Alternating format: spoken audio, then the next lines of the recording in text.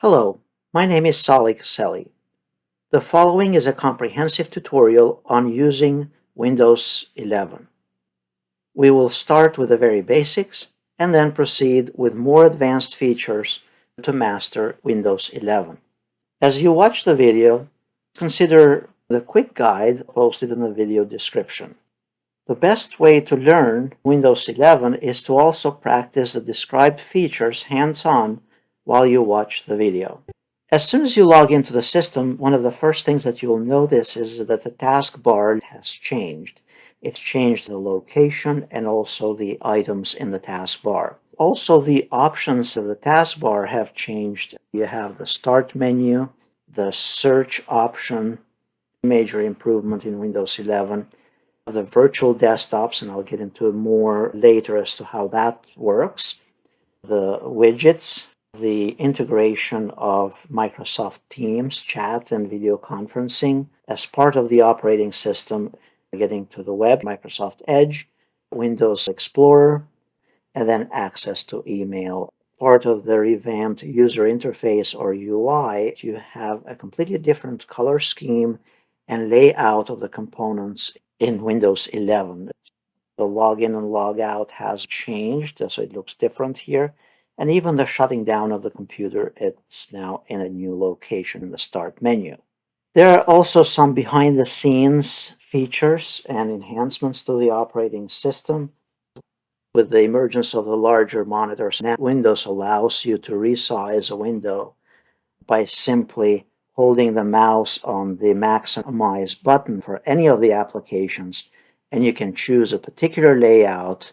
There are enhancements related to gaming. There is a gaming mode, also widgets. So if you click here on widgets, the taskbar is typically one of the tools of an operating system that it's used as a quick way to launch specific operating system functions. So you want to get to settings, for example. You want to get to launch the different applications or launch your files. So you need a way to get started. In Windows 11, the taskbar is this set of icons here in the bottom. Now it's in the middle of the screen. Now some of the components of the taskbar, and then how to customize the taskbar. So one of the first options here is a Start menu. You'll notice that the Start menu has been revamped to the new user interface. You can navigate pinned applications as part of your options. You can get to all the apps in the operating system from here, or there are also recommended apps or what you have used recently. The next part of the taskbar is the search menu. If we go to click on search, and by the way, you can get to the search by pressing the Windows key on the keyboard and it will launch the same thing. The third option here is the virtual desktops. So virtual desktops is a functionality where you can launch specific programs on a workspace. So right now I have, let's say, Word, let's say 5 or 6 programs, but then all of a sudden I need to meet with a client. And instead of having to clear my desktop and having to prepare my desktop to share my screen and so on, I can come down here to the virtual desktops area, click on it, and create a new virtual desktop. It's going to be a clean start. I can follow up with the client, work with them, open new applications, and switch between the multiple virtual desktops by retaining the previous settings. To go back to the previous desktop, I can simply click on or hold the mouse on virtual desktops icon and then switch to my first virtual desktop where I'll get access to my apps. Copilot in Windows 11. To access Copilot, click on this Copilot icon next to the search icon on the taskbar. And then if you're signed in with a work account, you'll be working through the cloud Copilot application. If you're using a personal account, then it will use the desktop version of the Copilot. So in my case, I'm going to click here on Go to Copilot for work. And at this stage, very similar to OpenAI for ChatGPT, Here we can enter the prompt. So we want to create a marketing plan for an MBA online program. And then we simply click on Submit. We can also create images from here, and this will most likely evolve from the time of this recording because AI is constantly changing and advancing.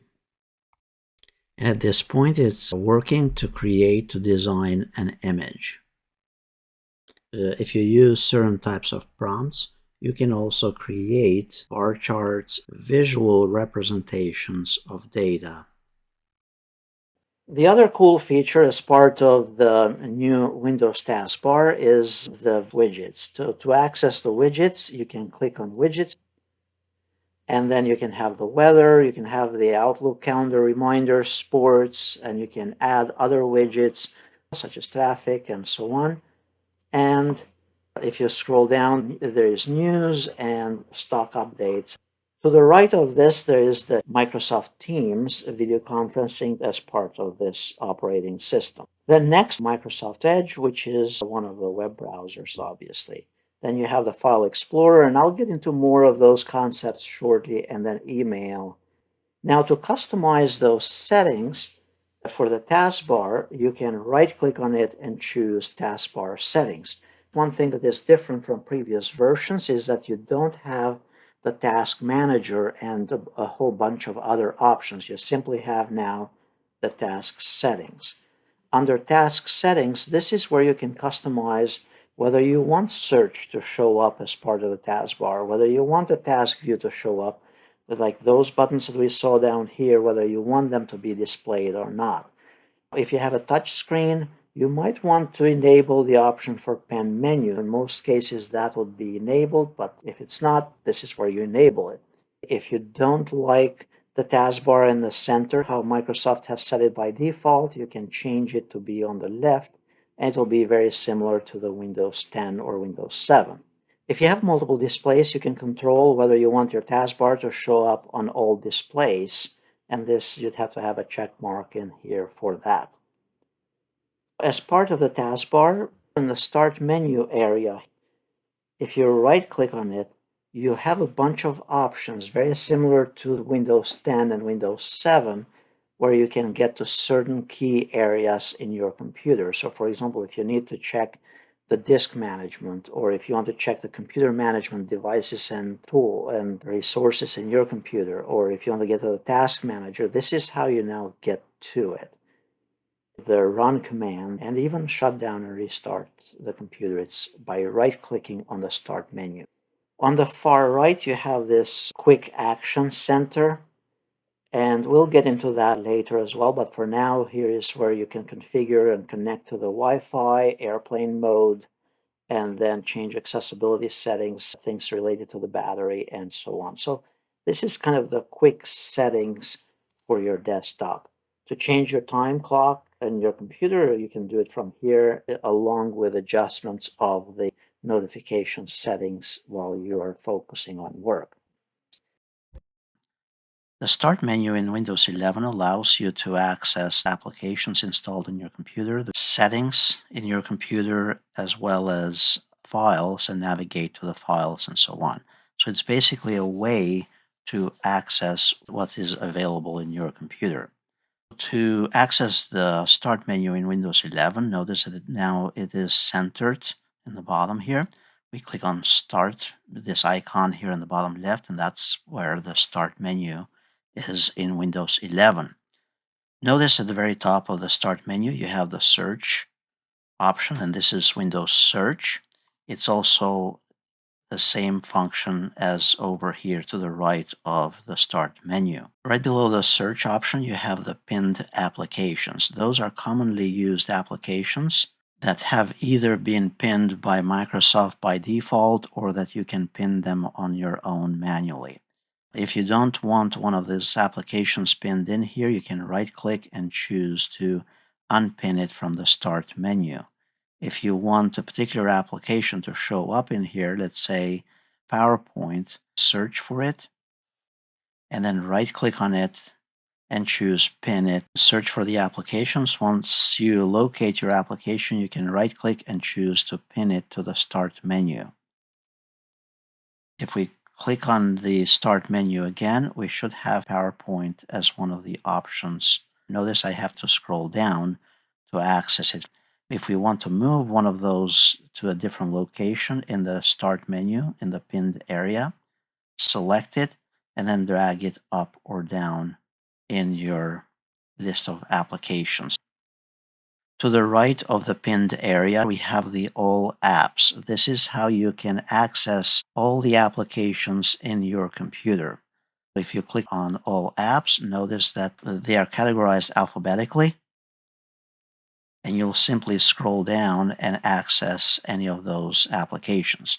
Some of them contain folders. So if we click here on TechSmith, for example, notice that there are various other options within that folder. One application could contain other sub-applications as part of that main application. Further down here, we have also the recommended apps. These are applications that Microsoft is recommending for you to have access directly from the Start menu. These could be various files that you have used or various applications installed in your computer. To remove one of those applications from the recommended list, right-click and choose Remove from the list. Further down in the Start menu, we also have the option to log off. This is the account that I'm logged into this computer currently. And if you wanted to switch accounts, you'll click on it and then choose to change account settings or to lock the account or sign out. On the right-hand side, this is where we have the power options. So we can choose to put the computer to sleep from here, or we can shut it down or restart the computer. Furthermore, we could customize the Start menu by clicking on this empty space, because notice we have all this empty real estate here in the bottom between the account logged in and the power options. To get to the settings of the Start menu, right-click anywhere in this empty space between the two and choose Start Settings. From here, we can select a different view. So if we wanted more icons to show up as more pins to be displayed, by default, it's basically some of the pinned apps and then recommended apps. But if you want more of the pinned apps as part of that real estate, you can choose to more pins. And it will look like this. Notice more of them showing up. Or more recommendations. More recommendations will shrink the space of the pinned apps and it will give you more recommended options down here below. If you do not want to show the recently added apps in the Start menu, you can turn this option off. So notice down here, this is what I had installed recently, these two applications. If you don't want that option, so you can choose off, and now those will no longer show up in the Start menu. To show the most used apps in the Start menu in Windows, you can select this option, turn this to on, and now if I click on the Start menu, they'll show up in here. Now, this account, I don't use it much, so that's why you're not seeing any difference at this point. I use this only for the recordings. You can also choose to hide or show the recently opened items such as File Explorer files. And if you want to turn this off, now notice that the recently opened files that I had from earlier, they'll no longer show up as part of the Start menu. Further down, you can choose to show the various folders as part of the Start menu. So this would be items that you want to be displaying in here between the DL staff and the power options. So we click on here, and then let's say I want to show the settings there. I want to show File Explorer, Documents, Downloads, Music, Network Settings, or even personal folders. It allows you to create personal folders in your computer as part of the Start menu. Now, if we go back to the Start menu, notice that down here I have all of these options that I can access the documents, downloads, or whatever I selected to add over here. So that is how you use the Windows 11 Start menu. The desktop is simply an area where you can place various icons in order to launch programs in your computer. And in a lot of other cases, you can place shortcuts to a website or even shortcuts to files. So in this case, we have a bunch of the icons or programs here on the left. Now the difference is that in order for me to open an application from here, for example, Microsoft Edge, I need to double click on these icons to open them up. While from the taskbar here in the bottom, if I'm launching something from the taskbar, I'll click only one time in order to open that application. As you install different programs, different icons will show up on the desktop. What shows up on the desktop depends on whether the application has been configured by default to put an icon on the desktop. You can customize the view of it by right-clicking on it, and you have a bunch of options here. You can change the view to have larger icons or different types of icons, and whether to arrange the icons on your desktop a certain way, align them, and even to show or not show the icons on the desktop. Also, you can create new shortcuts or new folders on the desktop. So if I want a new text document there, I click on New, choose New Document or New Excel document, and there it is. Now, of course, to move those things around, you can drag them wherever you want them. To delete an icon from the desktop, that is quite obvious. You simply select it and you press delete. One of the key components of the desktop is also the access to the recycle bin. So typically, anytime you delete something from your computer, it's going to put it automatically in a recycle bin. So if you wanted to retrieve something from a recycle bin, double click on it, and then it will display what you recently deleted. Here I can right click on it and choose to restore it. To customize the desktop, right click on the desktop, choose to personalize it. And then under personalize, this is where you can change a lot of the different settings, such as the color themes, the lock screen, and taskbar items and things like that, fonts and so on. And obviously here we are personalizing the background and so on. You can pick different backgrounds, photos, change those contrasts by right-clicking anywhere on the screen. You can change the display settings. If I wanted to change the font size on the monitor, the resolution, and so on, this is where I'll make those changes. If I right-click again on the desktop, notice there are some additional options here. Opening an application and managing an application from Windows 11. Now, this is a very basic concept that most of you have used, but yet if somebody is for the first time trying to understand the Windows 11 operating system, this would potentially help. So to launch an application, if the application is already on the taskbar, you can simply click on it and single click and it will open up. For example, here Microsoft Edge. If I wanted to open an application from the Start menu, you just simply click on Start and then pick the application from here or under the All Apps. So in that case, I'm simply finding it, and then clicking on it, and then launching it. If the application is also listed on the desktop and you want to launch it from the desktop, here you'd have to double click instead of single clicking. One of the features in Windows 11 and any application actually is that on the top right here, typically you have these controls. Now on a MacBook or on a Mac OS, those controls would be on the left-hand side.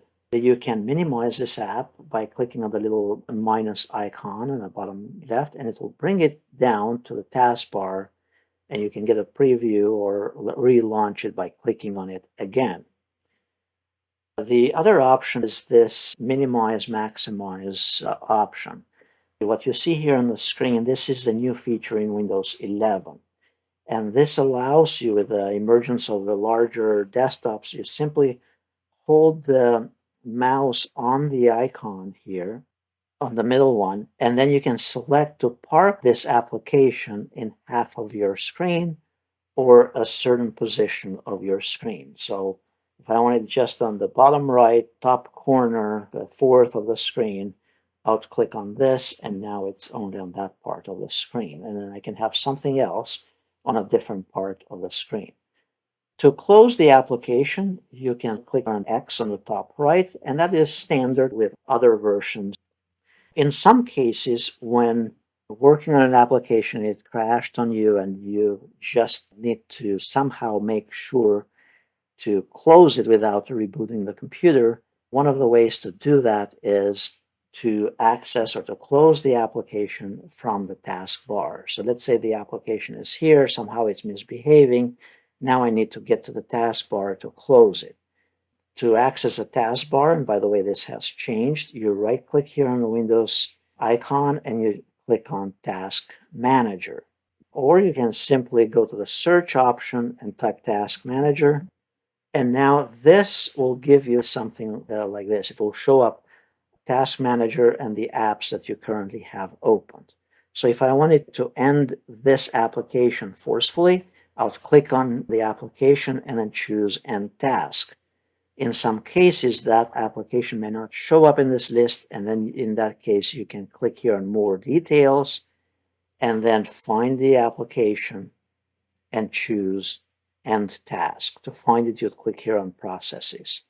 In this module of the Windows 11 tutorial, I'm going to go over how to switch between applications in Windows 11.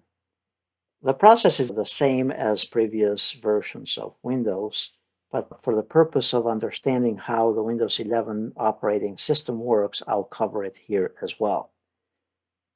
So let's say we have two or more applications opened, and we need to switch between them. And we have only one monitor. Let's say I wanted to switch to Word. One of the options is to simply go to the taskbar in the bottom and then click on Word and switch between the two. If I have more than two applications opened, obviously the process is going to be very much the same. So I'll go to the taskbar and switch between the applications here on the bottom. Another way to switch between the applications is to hold down the Alt key on the keyboard and then press Tab. This will display all the applications running currently on this computer, and then keep on pressing Tab and switch to a different application, or while I'm holding the Alt key, I can go and click on a specific one to switch to it. Earlier, I also covered that you can switch and have multiple desktops or multiple virtual desktops as well. If I want to switch to a completely different desktop, I'll go here to the bottom and switch to a new desktop, desktop 2, let's say, and from here I can launch a whole new setup, a variety of applications. In this module of the Windows 11 tutorial, I'm going to go over briefly how to use Windows Search. Windows Search, it's actually one of the cool, powerful features of the upgraded Windows operating system. Instead of you having to scroll and locate a various application and identify where it is and so on, you can click here on Search and simply start typing. That will search for apps. It will search for all the components in the computer. It will search for documents, the web, and people, photos, videos, and so on. Those search options can be customized by clicking here on these three dots or options icon on the far right, and then customize various icons and also the search settings as well. The search, you can launch it directly here by clicking on the Windows icon, or you can press the Windows key and then simply start typing. So you type the name of the application and then you just click on it and it will bring it up. The other thing you can do is that you can search for settings in your computer. So let's say you wanted to change the display settings. You go here to the display area or any of the display components and then change the various settings like the scaling and so on. Another example would be, for example, the Wi-Fi. If you're not sure how to connect to the Wi-Fi, you can type Wi-Fi or wireless and then click on it and it will take you to your Wi-Fi settings. So the idea is anytime you need something, instead of having to know where it is located, you can search for it with an approximate word and the system will bring up that particular file. or that particular setting or that particular application. In this session of the Windows 11 tutorial, I'll demonstrate how to use File Explorer in Windows 11. File Explorer is a tool for navigating the files in your computer. To access File Explorer, click here on File Explorer from the taskbar, and then on the left-hand side, we have the Home option. This is a new option in Windows 11 that contains by default a quick access options such as the desktop, downloads, documents, pictures, and so on, favorites, folders, and items that you have marked as favorites, and then recent files. These would be files that you have been working on recently. Then on the left-hand side, options such as OneDrive or items that you have marked as favorites or marked for quick access.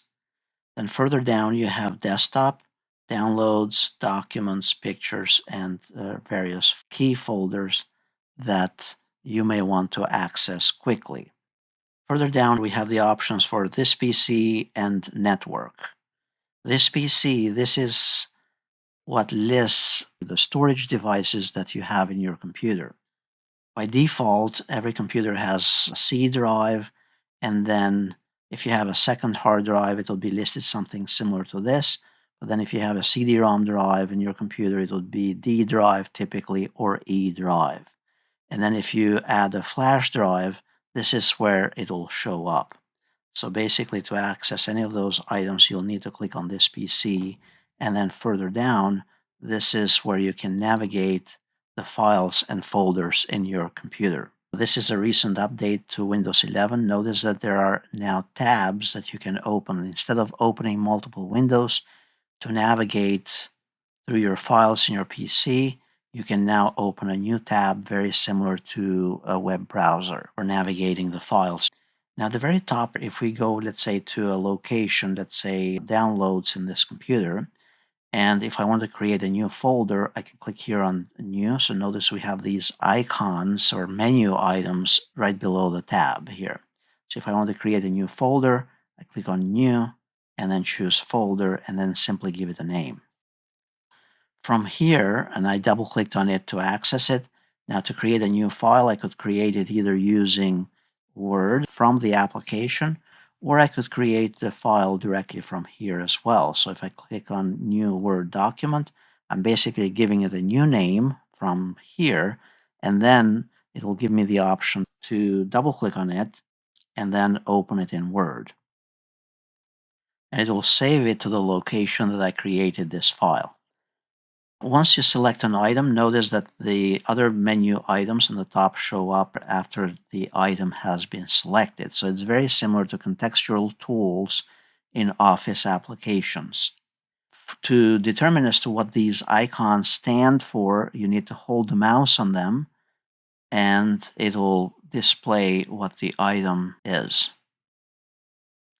Remember also that to modify any of these files, you can right-click on them and then you have other options as well related to that file. If I want this folder to be listed here under my favorite folders, all you have to do is you right-click on the folder and select Pin this to Quick Access. And notice point it'll add it here on the left-hand side. The advantage of the Quick Access is that anytime I'm working in File Explorer, instead of going to Downloads and then selecting my folder, I can click here on the left-hand side and it will take me directly to that folder. Now to copy a file, right-click and choose Copy, and then I can go to a different folder where I want to paste it and right-click in that location and then paste it. Obviously, this is a simple concept, but it's to demonstrate the functionality in Windows Explorer. To rename this file, right-click on it and choose Rename, or click over here in the file name and then choose the Rename icon. Notice there is also the sorting option that I can sort them by name or by date, and then there is the View option, whether I want large icons or whether I like a listing of files or also the details for those files. There is also the compact view, the changing of the various views. So if you want to see more files in a compact way, you'd select this option. And you can also select from here whether you want to show the preview pane on the right-hand side. So if I click on this file, it will give me a preview of what that document contains. You can even have checkboxes under View and then Show. This is where you can also select to show hidden items or hidden files in Windows. Further to the right, we have these three dots. This is where you can see additional options, whether you want to select them all, or the properties for this folder, or options for File Explorer.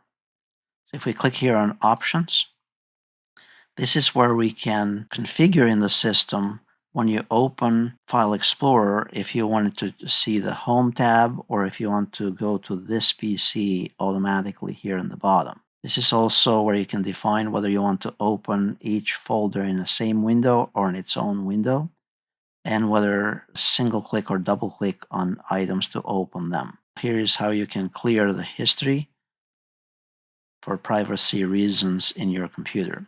If for some reason you mess up those settings, you can also restore those defaults by clicking on this button, Restore Defaults. Under the View area, and this is where we are getting more granular, this is where you can specify additional options, whether you want to show certain items, and you can apply this to all the folders.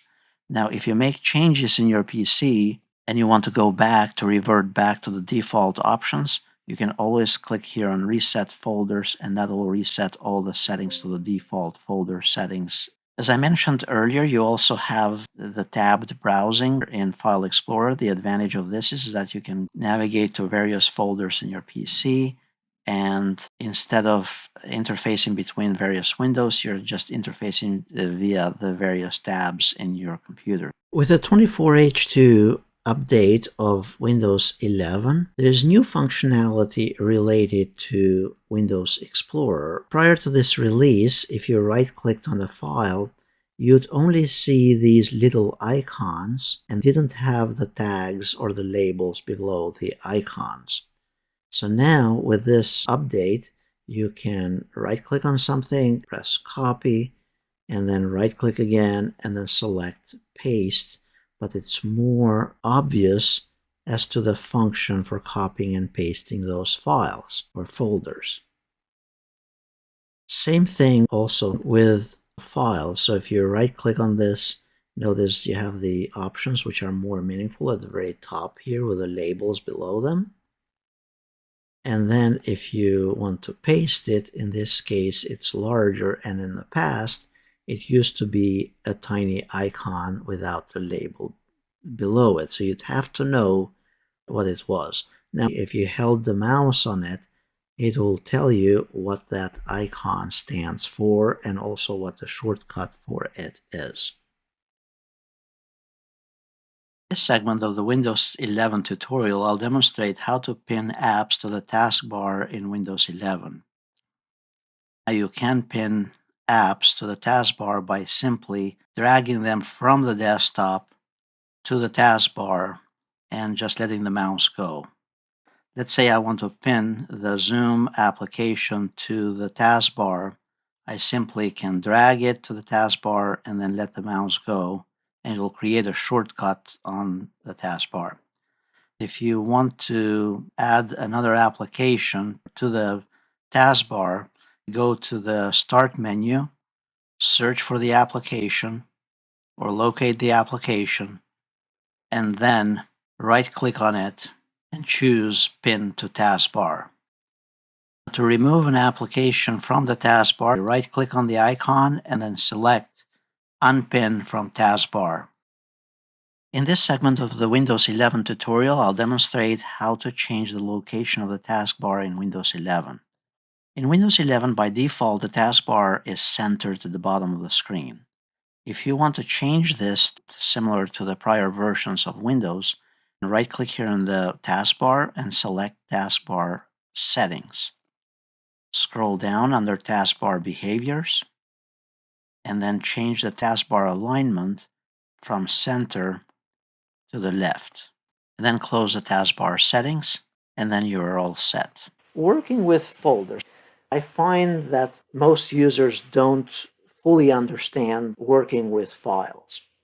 Let's say I wanted to create a new folder here. If I click on New up here, I can choose to create a new shortcut or a new folder and a new bunch of other stuff here. But for now, I want to create just a new folder. So I click on New and then choose Folder, and then I have the name of the folder, and then you hit Enter. To move a file into this folder, I can do it a couple ways. Let's say I have this file right here, and I want to move it over here. I can simply drag it, and then it will put it in that folder.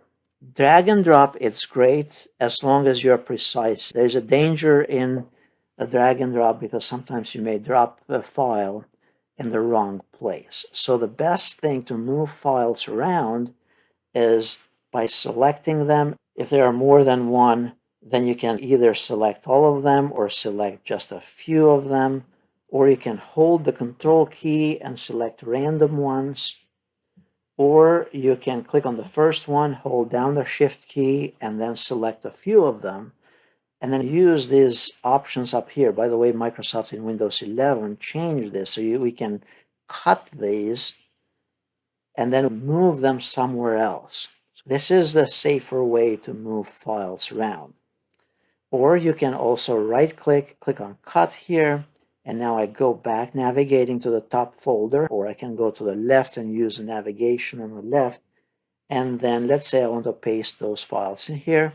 Right-click and choose the option to paste, or you have the paste icon on the top. These may be very basic concepts, but it's necessary in the workplace. Now, one of the needs that I also find the users are not very familiar with in any version of Windows is how to create a compressed file, or a zip file as it's called. So let's say I have here this Word 2019 folder, and it has a bunch of stuff in there. Now, let's say I want to send that to somebody in a compressed format because it has a lot of stuff in it. To create a zip folder or a zip file, all you have to do is right-click on it, click on Compress to Zip File. Now, the terminology here in Windows 11 has changed. So we click here on Create a Zip File. It's going to do its thing, and it's actually putting all of these files, including the folder and potentially subfolders, into one single file for you to send away. Notice it says it's a zip folder. It has a zip little icon thingy here, and that's what you'd need to send. But you're sending one compressed package. Typically for large files, instead of emailing them, maybe share them either using OneDrive or Google Drive or some kind of cloud file sharing platform. Now, let's say that I received this file. Typically, with a zip file, you also need to extract those files. Notice there's an option for extract all items in this folder. Or you can right-click on it and choose to extract all, and that's a necessary process for any zip files for you to do on your end. Obviously, you need to do this only when you're completely sure from a safe sender. Notice it's going to, by default, extract it in the same folder that we had it. However, you can change it to a different folder.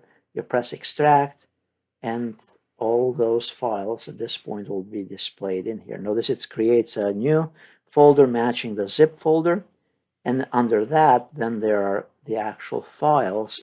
The context menus for the File Explorer in Windows 11 have changed. Notice first the rounded corners, the visual look and feel, and then these options have been kind of rearranged and the icons have changed. More options. This will bring more of the old look and feel from Windows 10, and that's how it used to actually look. Finally, as you're accessing files, in some cases there might be a need to track down hidden files in your computer. There are certain places that the files are stored, and you just need to make sure to kind of get to them or view them or do something with them. So, and one common area is, for example, if we go here under the users folder, we go under this account, my profile account, notice that by default you see maybe 10 or 12 different folders in here. However, there are files and folders in there that are actually hidden by default. And to view those files and folders, going under View, scroll down under Show, and then choose Show Hidden Files or Unshow Hidden Files. And notice now, app data, you'll have this displayed. So if you have a Windows PC with a network connection, a wired connection, obviously you simply take the wired connection, and provided the port on the wall is active, you simply plug it in and you should be able to connect to the internet. If you have a wireless laptop or a wireless device with Windows 11 and you want to connect to a network, whether at home or at your business, in the bottom right here, you'll see a globe with a little arrow like this. So you'll need to click in this area, it doesn't matter which area, and it's going to bring up quick settings. Notice that currently the Wi-Fi is not turned on. So I can click here to turn it on, and notice now it's blue. So typically this has to be blue. It has kind of changed in Windows 11. And once this is blue for the wireless connection, that means that it's on and available to view the wireless networks. And then we need to click here on this right arrow to click on the wireless connections. And then you pick the connection in your area or from your business. Typically, the ones that have a lock means that there is a passphrase, and you'd need to know the passphrase typically on your own router, or in a business, it might be a shared password through the IT department, or in a lot of cases, it's upon login. Click on the network connection, and then you press connect. It will prompt you to enter it. If it doesn't need a password, in this case, I was connected before, that's why it didn't prompt me, then it will remember those settings. Under this little icon, you can also check additional properties related to the wireless network. To get to these settings, obviously, you can go to the settings area and Windows search, and then choose Wi-Fi settings, and then choose show wireless networks. And this is where you pick to connect to another network. So that's another way to manage the wireless network and connect to the network. In this module of the Windows 11 tutorial, I'm going to demonstrate how to connect to the internet. This is really very basic, but it's one of the aspects of learning about an operating system, particularly if you're not sure how this is done. Once you have connected your computer to the network in a wired way or a wireless way, once you have done that, typically you need to use a browser. Now, the default browser included in Windows 11 is Microsoft Edge. Other browsers are Google Chrome, Firefox, and other ones such as Brave, which is a recent one based on Chrome as well, but for more privacy. Notice that you have a search box here on the bottom, and then you have an address bar on the top. On the top, that's where you type your URL. Now that can search also. If you type Kaceli tutorials, notice it will perform a search. That's because the address bar on the top acts as both a navigation tool and also a search tool. They are combined into one. Now, a lot of users, they search in this area here, this search box. So whenever you're typing in here Kaceli.com, for example, that is actually not going to take you directly to the website. You're just searching as part of the default search. So it's going to give you a lot of different options here, but not necessarily take you there directly. So my suggestion to be effective and to know how this is done, you just type what you want to type on the top part and not the second part. The other thing to consider for the web browsers, check the settings and modify the settings in your browser. So you'd click on these icons here on the top, and you'd go under Settings. And then here is where you can change whether it's a privacy, whether it's the appearance, look and feel of your browser. Starting page, this is where you can set a new page. So for example, if I want to always start with a new page, and that new page should be Kaceli.com, that's how I add it in here. Now that I changed the default start page, notice that once I open it up again, it'll take me just to that website that I configured earlier.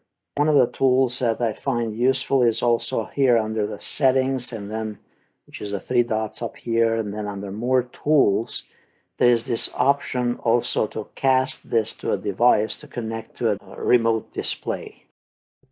In this segment of the updated Windows 11 tutorial, I'll go over some of the features in Microsoft Edge that were added with this update.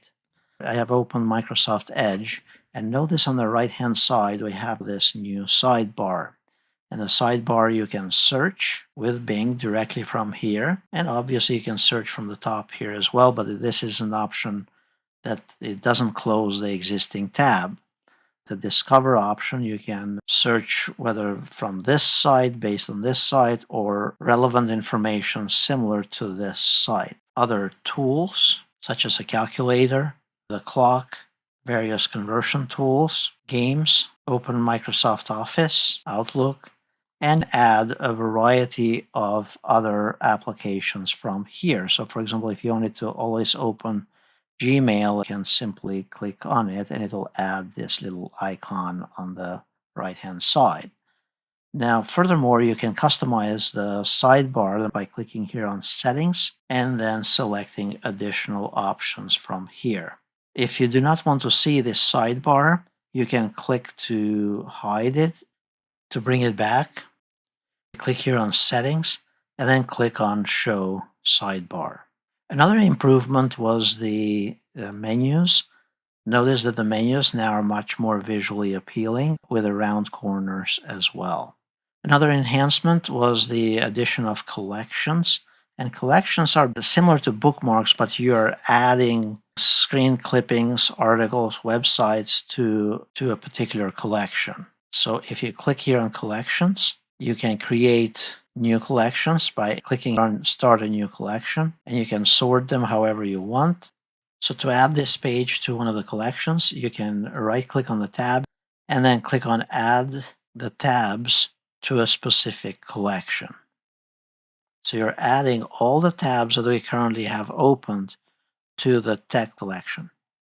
Another useful function in the updated Microsoft Edge is to automatically save money while you shop. So if we go here to walmart.com and search for the word computer or whatever you want to search for, notice at the top we have the option that says this site has coupons. Click on it and it will display current coupon codes that you can utilize from this website. You can copy the coupon and then enter it during the checkout.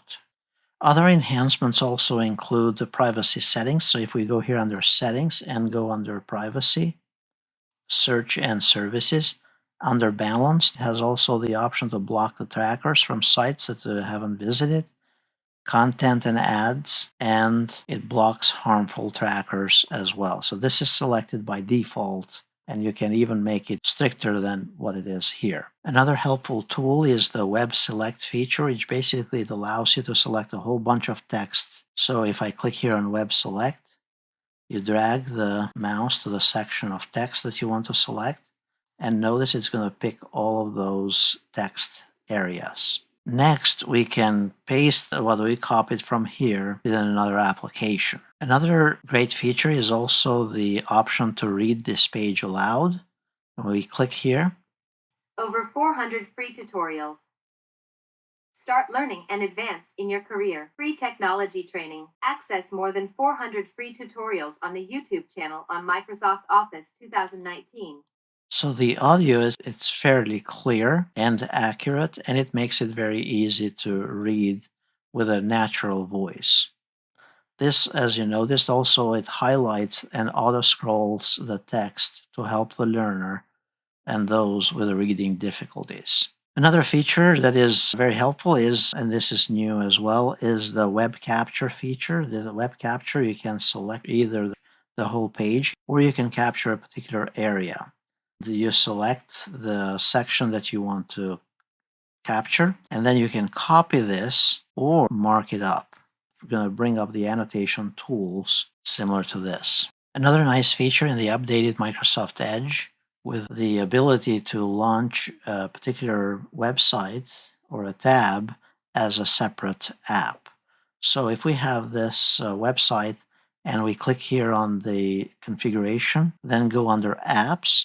Then you can click here under install this site as an app. Give it a name, press install, and then it'll pin it to the start, it'll pin it to the taskbar, can create a desktop shortcut, and it can also auto start it when the device signs in. You click on allow. Here, this is how it'll look, and there will be an icon on the desktop and on the taskbar to launch it. Other helpful tools with this update include also this area here. If you go to settings and choose more tools, you can obviously cast this to a media device.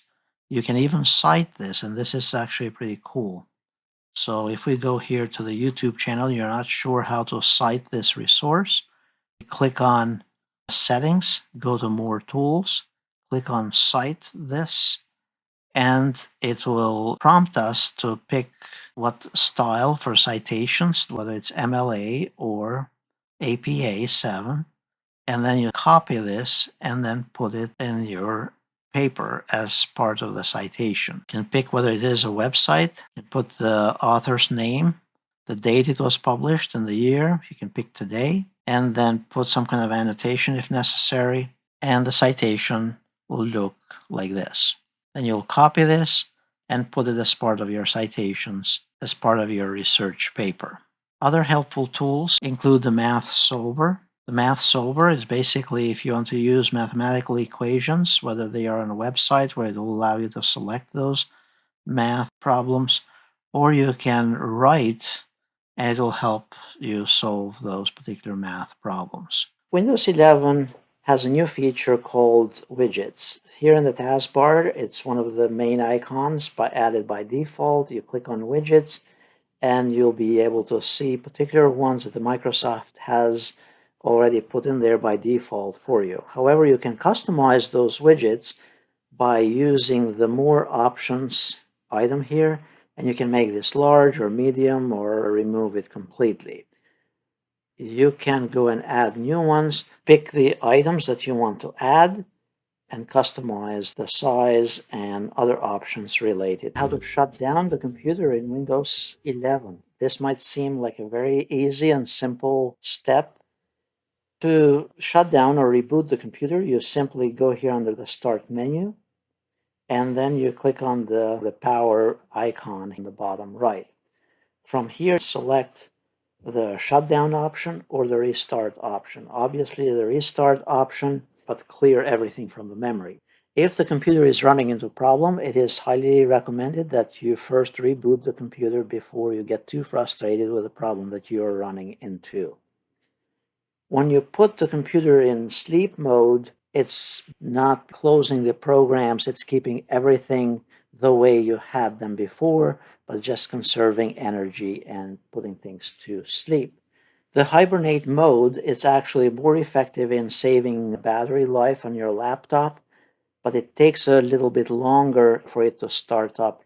If you have a solid state drive, the hibernate mode probably is the better option for conserving battery. In this module of the Windows 11 tutorial, I'll demonstrate how to install the Windows updates and keep the computer up to date. We go here under the Windows search or press the Windows key and then type Windows Update. Notice that there are some updates here. We simply press Install Now and the updates will be installed in the computer. The other thing to remember is that you can pause Windows updates if you don't want the computer to be restarted during business hours or you want to pause them for a week and so on. This is where you can change those settings. If you want to look at the history of updates, you can click on Windows Updates History and it will show you what has been installed in the computer. Further down here under Advanced Options, you can also choose to install the updates at certain hours of the day or at certain times. You can choose when to receive the Windows updates. Under optional updates, sometimes there are driver software for your PC or non-crucial updates for your PC that might be helpful. But it is important to keep your PC up to date for security reasons, for better performance of your PC, and sometimes additional functionality as well. In this segment of the Windows 11 tutorial, I'll demonstrate how to customize the look and feel of Windows 11. There are a couple ways you can do the changing of the look and feel. You can right-click from the desktop here and then choose Personalize. And then under Personalize, you can change and pick themes. So let's say I want to utilize this one. It'll adjust all the colors and everything related to that Windows theme. I'm going to revert it back for now.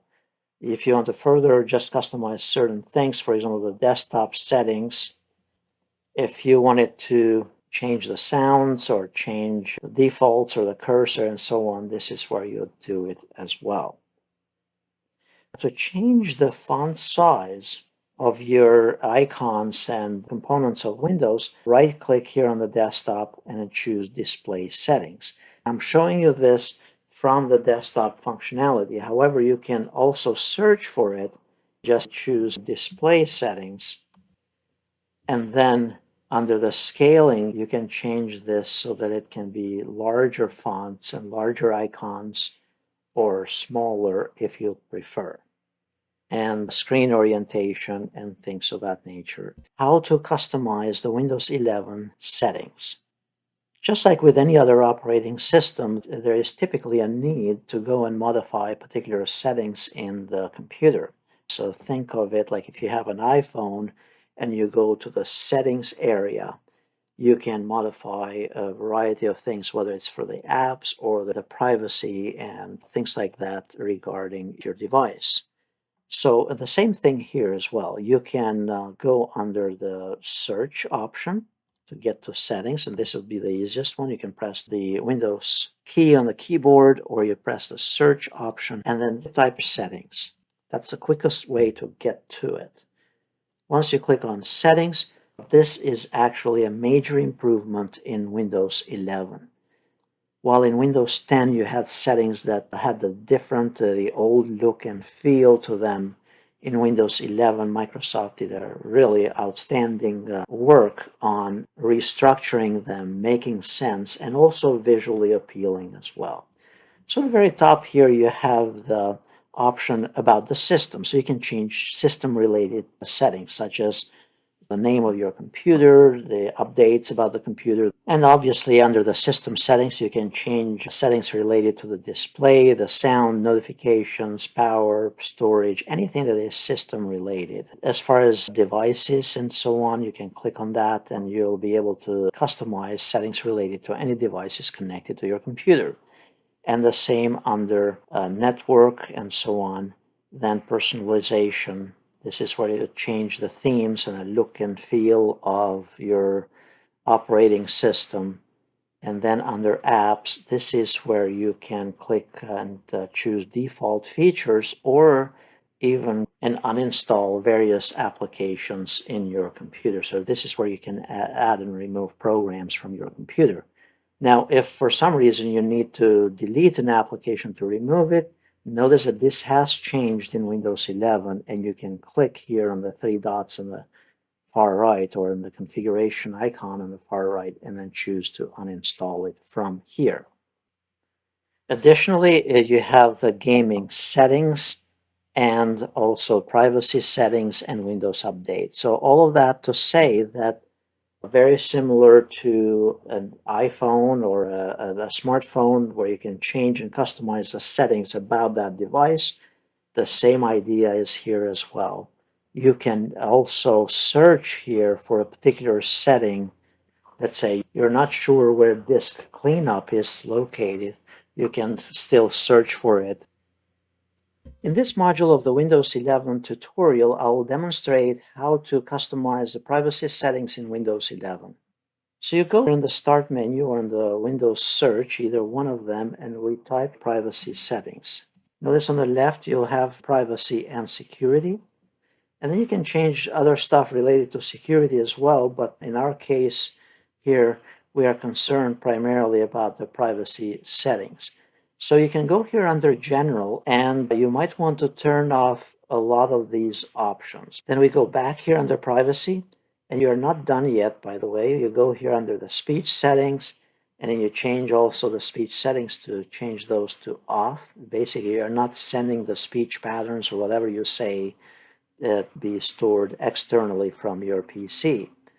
Then you can go down under the inking and typing personalization. You can turn off also the dictionary and certain terms and words that you type on the soft keyboard so that those are not stored outside of your PC.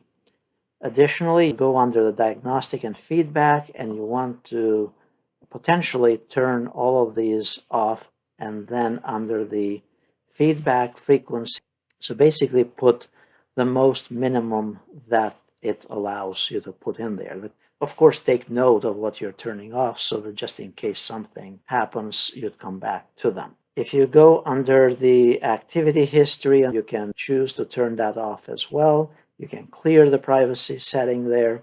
Then go under the search permissions. This is probably what you want to do for the safety of kids or the moderate search. This has to do with the web content that's going to display in your computer. As far as the cloud search content and so on, you can turn these off as well and more privacy. Under location, notice that there are also app permissions such as location, and this is very similar to like if you have an iPhone, you can control what apps can access your location and things like that. It's very similar to that here as well. You're just going here and then identifying which apps have access to your location settings and change this by default, or you can clear that history. The same is with camera and microphone. However, for camera and microphone, I'd be cautious on turning things off from here. For example, if you're turning this off from Skype, you're not allowing it at all for a specific app. When you go to use that app, you'll most likely have problems with using the camera or the microphone. So I'd be very cautious on turning off the camera settings. Voice activation, keep these off. For the particular Cortana or keywords, this would be like Apple has Hey Siri, Windows. If you have this option on, it's always listening for the word Cortana. In this module, I will demonstrate how to use the Action Center or Quick Settings Center in Windows 11. Typically here in the taskbar on the far right of the desktop, we have these options. This is an area, a listing of items or functions that you can quickly access. Anything in blue, that's active. Anything that is not in blue, that's not activated at this point.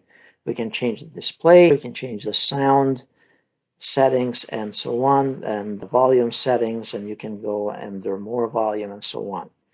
There is also an edit icon in here, and we can add additional items to the quick settings area. Wish Microsoft would actually have added these additional settings by default. So I click here on Add, and let's say I want the cast option so that I can connect to a remote display easily. Let's say I also want the night light option. I want the nearby sharing and also the project option. Then I click on Done. Now those options will be available at any point by clicking anywhere in here and then selecting that particular option for quick access. With the 24H2 release of Windows 11, Microsoft is making changes to the control center, the quick settings area. So if you click here next to the clock on your computer, you click on the control center. Now a new feature is these set of icons that you can scroll up and down. So we have here energy saver, accessibility, project, and so on. But if you click on this next page, that'll give you more options such as live captions, hotspot, nearby sharing. In this module, I'll demonstrate how to change the default printer or how to set up the default printer in Windows 11. By default, in Windows 11, the Windows determines as to which printer becomes the default. So to set the default printer, we go here under the search menu, and then we type printers. We go to printers and scanners, And then the first option that we want to change is to scroll down here below the list of printers and turn off the option for letting Windows manage it. Once we have turned off the option for Windows to manage the printer, then we go to the particular printer that we want and then click on it, and then this button will show up for making it as a default. And notice here at this point it will state default. In this module of the Windows 11 tutorial, I'll demonstrate how to connect to the Windows 11 Store. Think of the Windows 11 Store as the App Store if you have an iPhone, or the Google Store if you have an Android phone. So to access the App Store, you click on the Windows Start or on the Search, and then you can simply search for Store, or you just click on the Microsoft Store. These are apps from Microsoft or third-party apps that you are adding onto your PC to increase its functionality. There is also in Windows 11 functionality or the option for you to be able to install Android apps as well, and you do that primarily through the Amazon App Store. If we wanted an app installed, whether it's Netflix or WhatsApp or whatever it is, the apps here, you simply click on it, and then sometimes you might have to pay additional fee for it, sometimes may not. You can check the ratings, you can check the description, and so on. And if you decide to install it, then you can click on Get. It will associate the app with your Microsoft account. You'll need to enter your Microsoft account, log in, and it's going to be very similar to an app store from Apple or from Google in smartphones. In this video, I'll demonstrate how to change your Windows password. There are a couple ways to change it. If you're working in a corporate environment and you're connected to a network, then obviously you change the password through the tools that the IT department has set up for you. In most cases, even if it's a network account, you can change your Windows password by simply pressing Control-Alt-Delete in your computer, and then a prompt like this will come up, and then you can click here on Change Password, and then you can put in your old password, the new password, and confirm the new password as well. And this is the quickest and easiest way to change the password. The other options are also under the search. If we go here to search and then change password, you have more clicks that are involved in this step through this procedure, but you'd still reach to the same conclusion. In this module of the Windows 11 tutorial, I'll demonstrate how to lock your computer if you're going to step away from your desk for a few minutes or for the rest of the day. This is a very good practice to get into the custom of doing, and obviously this is for security and maintaining your privacy and the security of your files. So you can be on any application that you're working on, and at any point that you want to lock your computer, you simply can press the Windows key and the letter L on the keyboard. And then it will bring you back to this option. So it's basically going to bring you to the login screen again.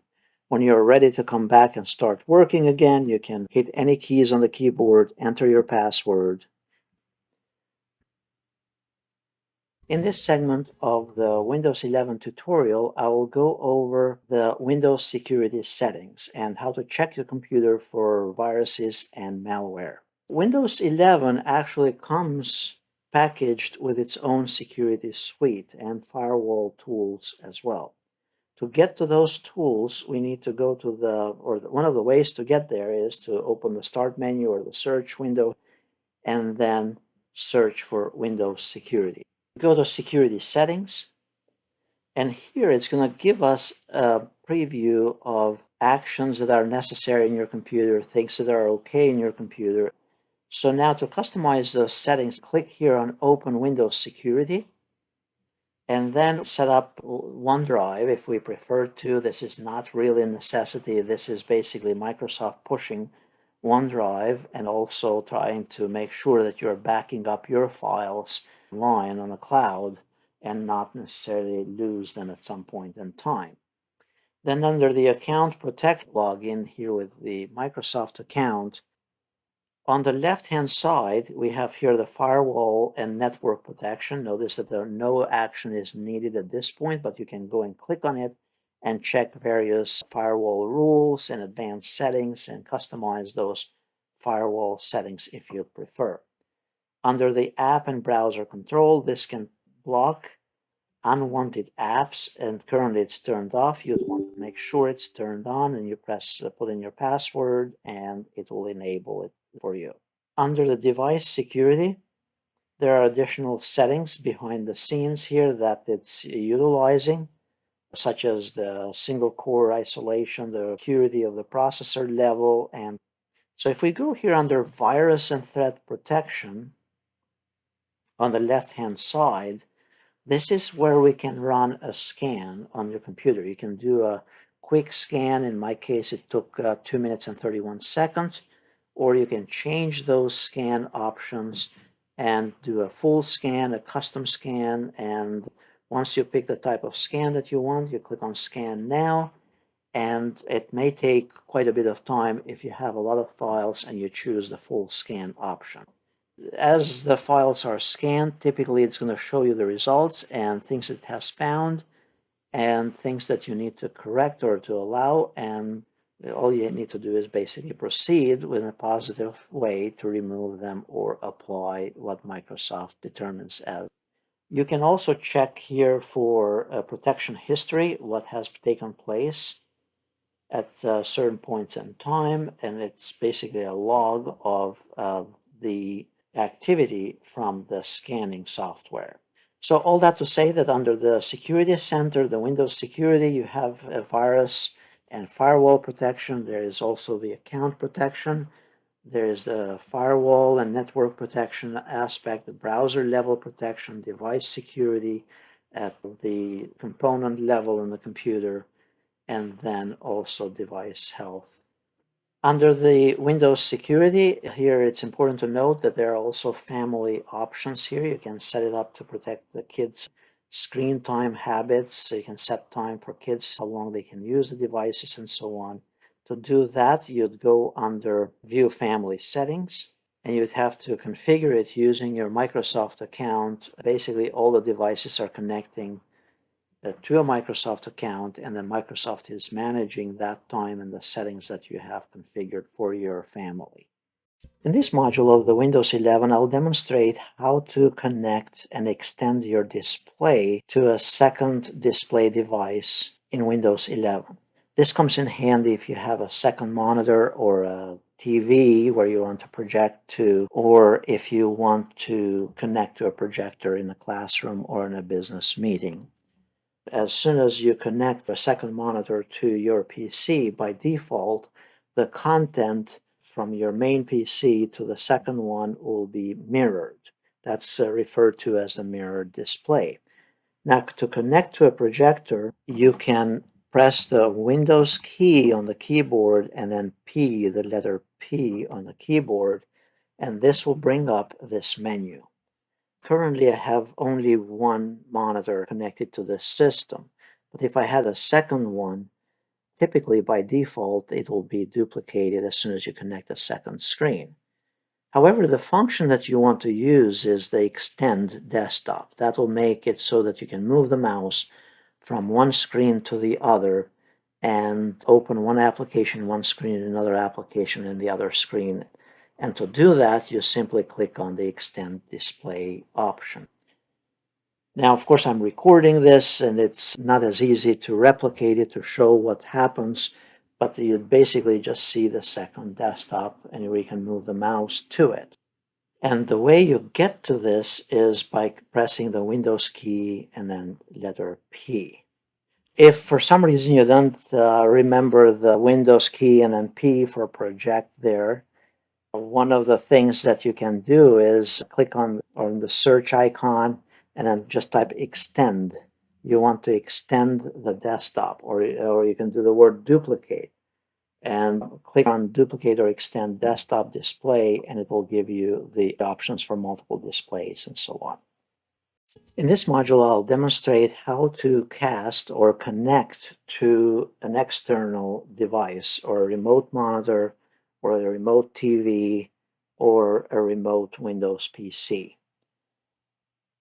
Windows 11 has the functionality to connect to a remote display, and you can do that by simply pressing the Windows key and then the letter K. This will bring up the cast option. You can click on it and then it will connect to the remote device. To get to this, in case you don't remember the Windows key and then K, you can go here under the search option and then just choose cast. And then you have the option here to connect to a wireless display, and then you'll click on connect. And it's going to bring you back to the same option that we had. One other option is that you can go here under the quick action items on the bottom. You can click on any of those icons. At the bottom, you can choose to add other functionality. For example, nearby sharing, you can enable it, or casting, or projection, to add the project icon so that you can always access it easily. Add it once and then you're done. Then when you go in the future, you click here on the quick actions. Instead of having to do Control K or Windows and then P, you just have the option to cast or to project from here. Because I'm recording a tutorial, I can't demonstrate the mirroring of it with a connection, but that should work. In this module of the Windows 11 tutorial, I'll demonstrate how to connect to a Windows PC and mirror the screen from an Android device. Windows 11 has the capability to allow other devices to connect to it to mirror the screen from the remote device to the Windows 11 device, and that is done using the projection tool in combination with the connect tool. This is typically done using a Miracast connection, which is a Microsoft technology available through Android devices as well. For this to work, the devices have to be on the same wireless network and also support the Miracast connection. So the way to do this is go to the Windows Start, and then you go search for projection. You go here under Projection Settings, and then you need to enable these options very similar to here. So we want to make sure that to allow this from everywhere for Windows and Android devices to project to this PC when you say it's okay. So you'd have to approve it basically, but yet you're making your computer available. Availability is for you to connect both from an Android device or a Windows PC. The next option that you want to make sure is that every time a connection is requested, for you to be approving the connection. And then the third one is for you to provide a PIN. You can say never to this. As soon as you confirm it, they will be able to connect. Or you can just give them a PIN every time to connect. It's up to you, but you'd have to give that to the user then the PIN for them in order to project to your PC, to mirror their screen to the PC. Once you're ready, by the way, there is additional help options down here in the bottom as well. But once you are ready for you to allow somebody to connect to your PC, you'd basically click here to launch the Connect app. That is making your computer available for somebody to connect. It's making their computer discoverable in the network to connect.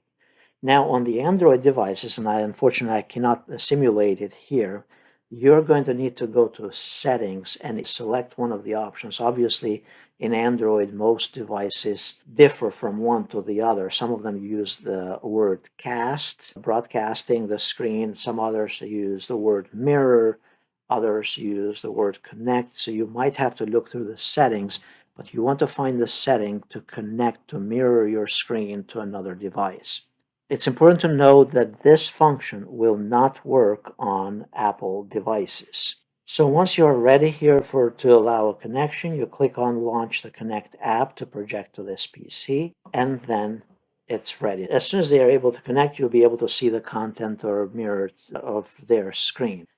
On their devices, they will need to choose to connect to a remote device. So they'll have to use the cast option And if you are using a PC, they'll need to use the cast option, which is Windows K on the keyboard, or connect to a remote display.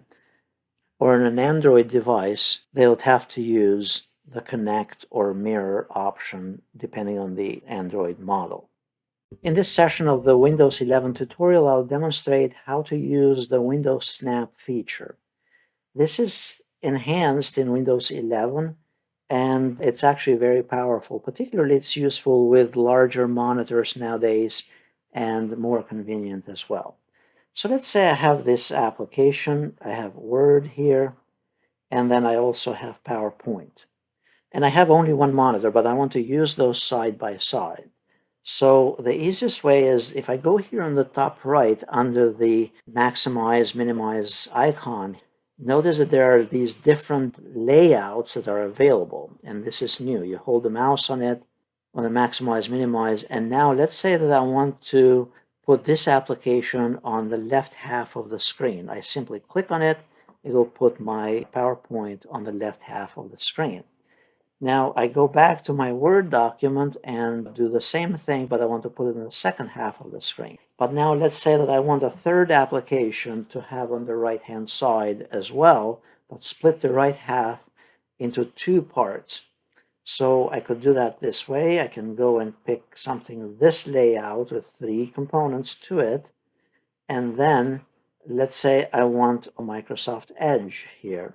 And in Microsoft Edge, I want to put that in the bottom right. Now this works well to navigate it, particularly if you have a large monitor or a TV and you want to have different apps as part of that navigation without having to switch from one to the other. In this module, I'll demonstrate how to remove unwanted applications from your computer.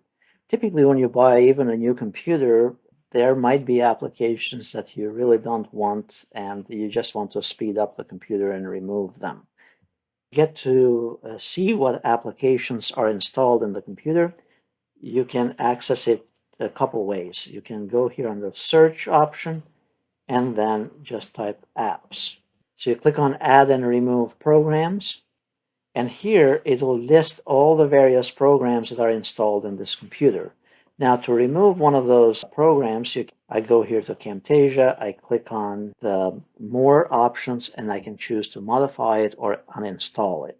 Modify, it's going to simply select new parameters for the reinstallation of the application. Typically, it's not very useful. Typically, you want to use the option to uninstall. In this module of the Windows 11 tutorial, I'll demonstrate how to adjust the sound settings and sound volume in Windows 11. For some reason, this function has become more complicated in this version of Windows. In the past, we'd go here under Sound and we could just go and change. Now, as we click on that icon for the sound and volume, notice it brings us the Action Center. The Action Center here, one of the options is the sound. So if we click on the little arrow on the far right, this is where we can change which speakers to use. There are additional settings here as well that we can adjust as far as the sound goes. We can get to this settings also by going under Search menu and then just typing Sound Settings.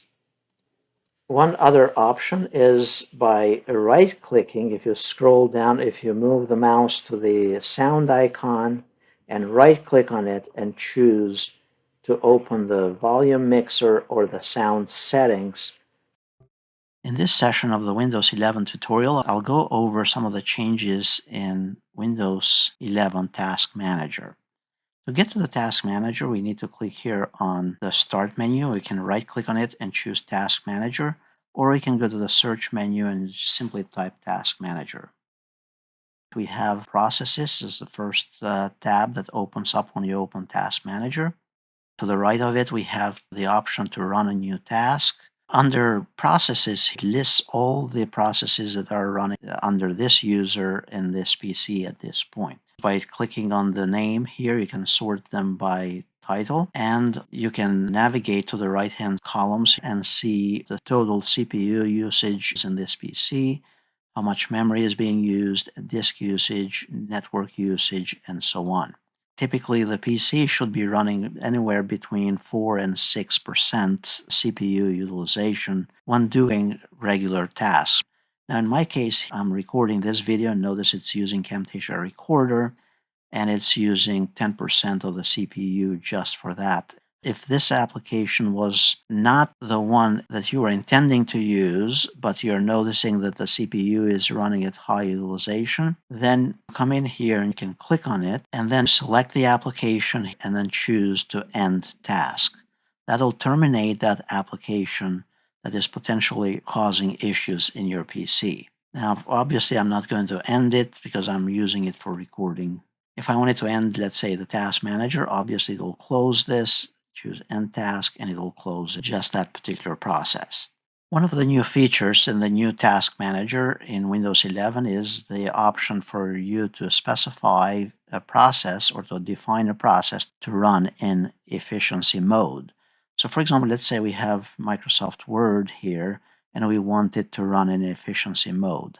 Now for this, you need administrator rights to your PC. So you select Microsoft Word and you then select efficiency mode and then select turn on efficiency mode, and it will run it for only this particular application.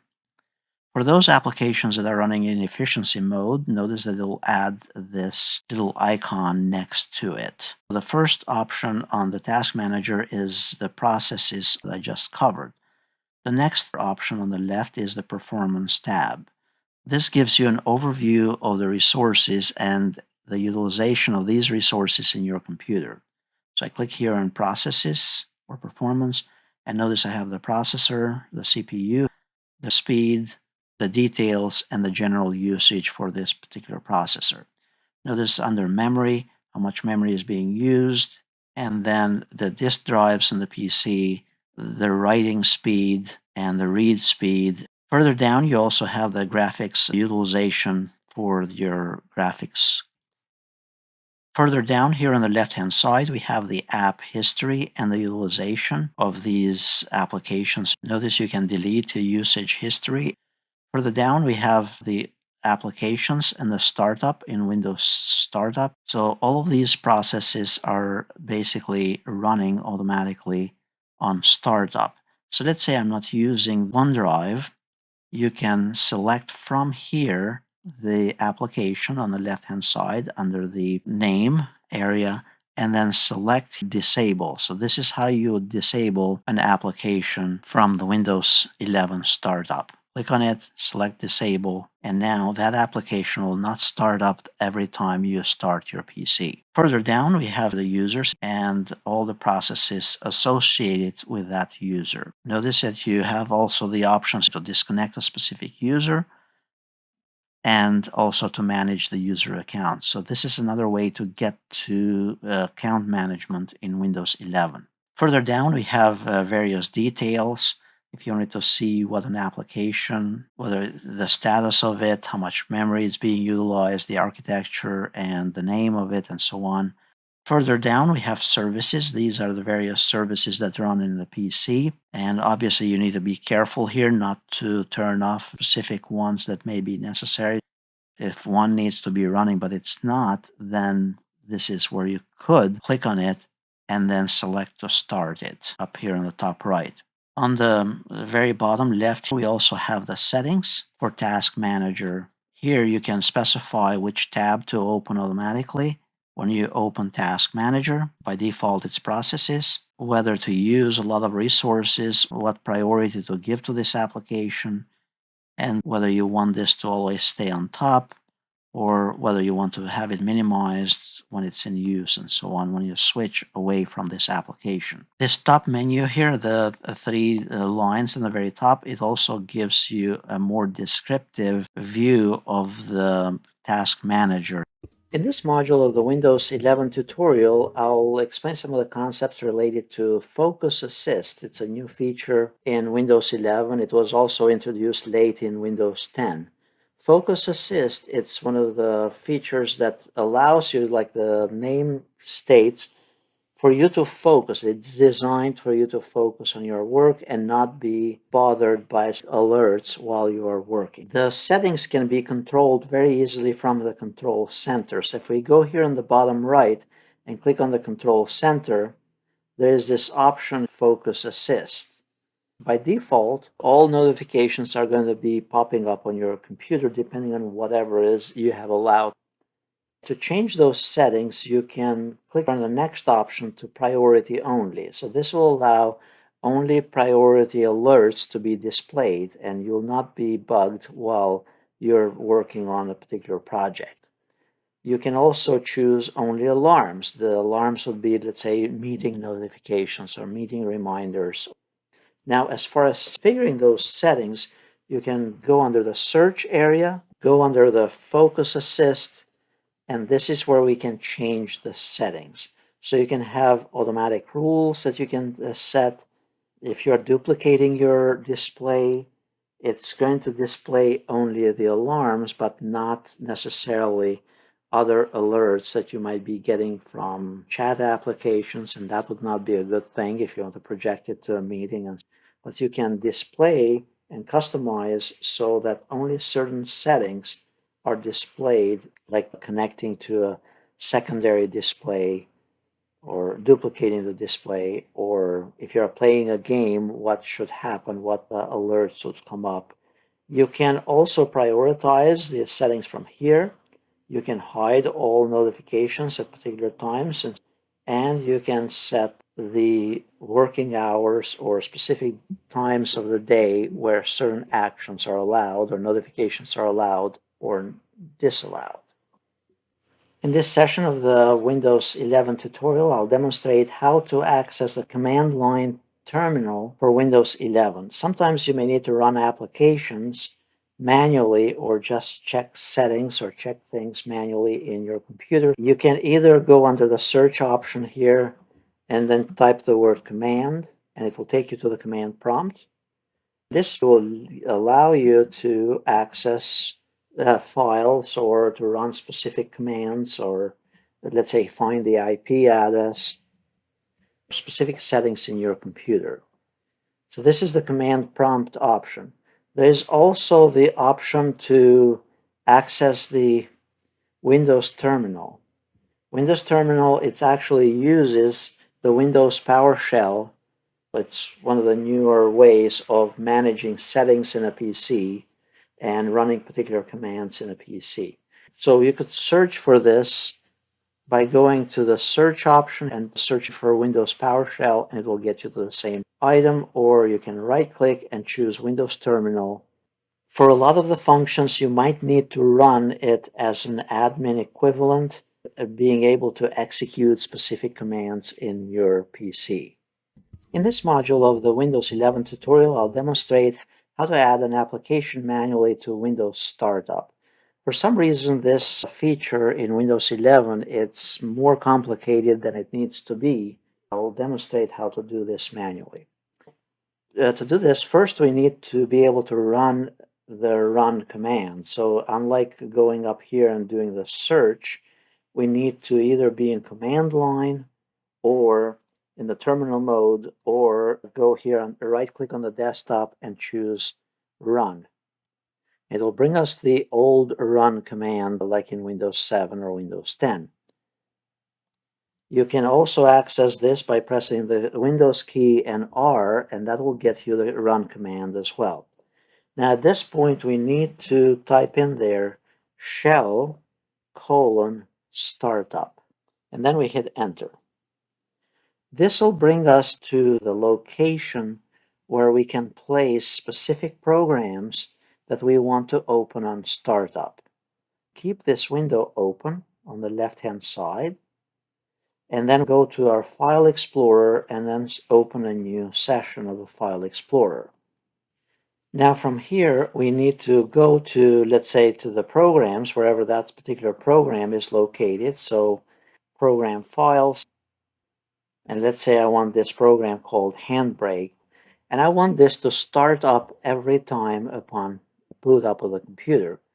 At this point, I can right click on this and then drag it to the left, and it's going to create a link to it in the startup.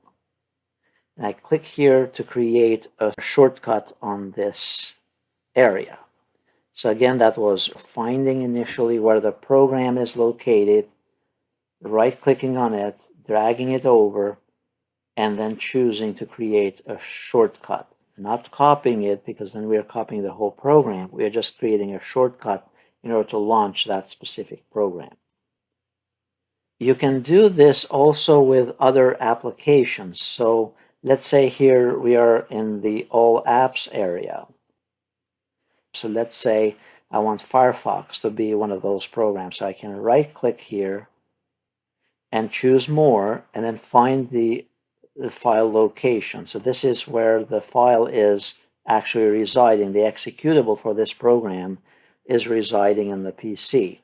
Now from here, again, I right-click it and then create a shortcut. And now both of these programs will open up every time automatically once I reboot Windows 11. The Cocreator in Paint is an image creator that can generate images based on prompts provided by the user. Here's how it works. So you go here and type Paint. Open the Paint application. You have these enhanced set of tools, much more improved than previous releases of Microsoft Paint. To the right of it, we have the image creator. To use the image creator, you have to be signed in with your Microsoft account. So as soon as you click on the image creator, it's usually going to prompt you to sign in with your Microsoft account. From here, simply type a prompt, and then you press Create. You can also select different styles for these images, such as charcoal, ink sketch, watercolor, photorealistic, and digital art, and so on. Then select the picture that you prefer, and if you don't like that one, change it to a different one. Then further modify it using the paint tools or the brushes or the shapes and so on. And the image generator in Photos lets you generate that image directly in the device without having to reach out to the cloud.